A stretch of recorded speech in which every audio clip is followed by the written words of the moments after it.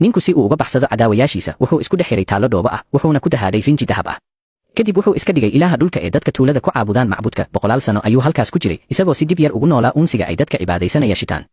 hitaa kuma dhigin inuu indhaha libiqsado maalin maalmaha ka mid ah ayaa macbudka la dayactiray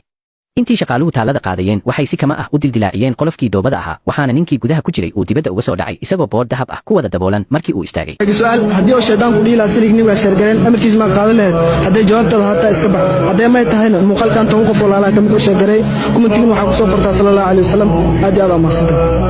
wuxuu ogaaday in 1000 sano ay hore u dhaafeen isagoo ka baqaya in cadowgiisii hore ay weli daba joogaan wuxuu go'aansaday inuu qariyo xaqiiqda ah inuu yahay qof aan dhiman oo leh awood beerista ruuxiga ah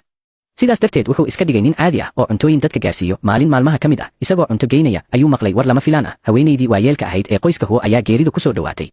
rabitaankeeda keliya ka hor inta aysan dhiman wuxuu ahaa inay aragto qof la yidhaahdo Yunyang laakiin waxay diiday inay sheegto sida uu eg yahay ama dadiisa maadaama aysan jirin doorasho kale qoyska huo waxay magaalada oo dhan ka raadiyeen qof kasta oo magaciisu yahay Yunyang waxaa la sheegay in dad badan oo Yunyang la yidhaahdo ay hore u heleen lacag dhan 1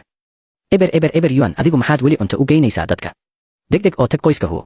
taasi waa 1 eber yuan hitaa qofka ugu wanaagsan ee xarunteena ka shaqeeya bishii intaas ayuu kasbadaa wuxuuna si xad dhaaf ah ugu shaqeeyaa mataqaanaa magaca haweenayda waayeelka waxaan u malaynayaa inay tahay Huo Juxi 100 sano ka hor runtii waxaan gabar yar ka badbaadiyey koox qaxooti ah maalmo badan waxba ma aysan cunin jirkeeduna aad buu u caatoobay kadib waxaan u bixiyey magaca Juxi waxaanan baray sida wax loo akhriyo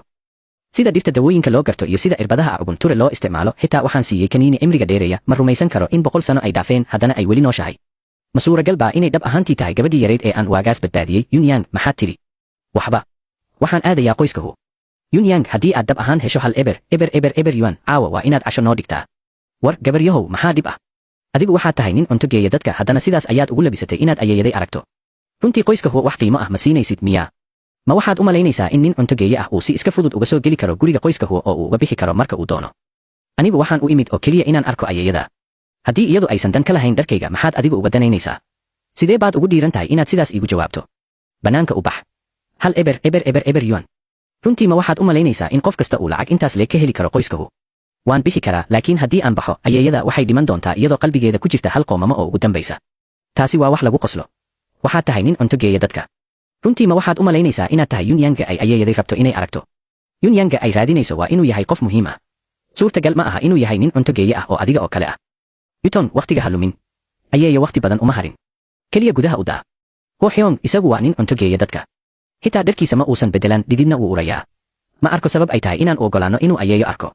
waxaan hore u sheegnay inaan raadinayno qof kasta oo daxya jooga oo magaciisu yahay Yunyang iyadoo aan loo eegin shaqada uu hayo nin cunto geeya ahna waa loo ogol yahay inuu yimaado kor u fuul ayeeyo weli way ku jeceshahay sidaas darteed hadda waxba kuguma samayn karo diyaar ma u tahay inay ku soo daro part 2 haddii jawaabtada haa tahay commentiga ku soo qor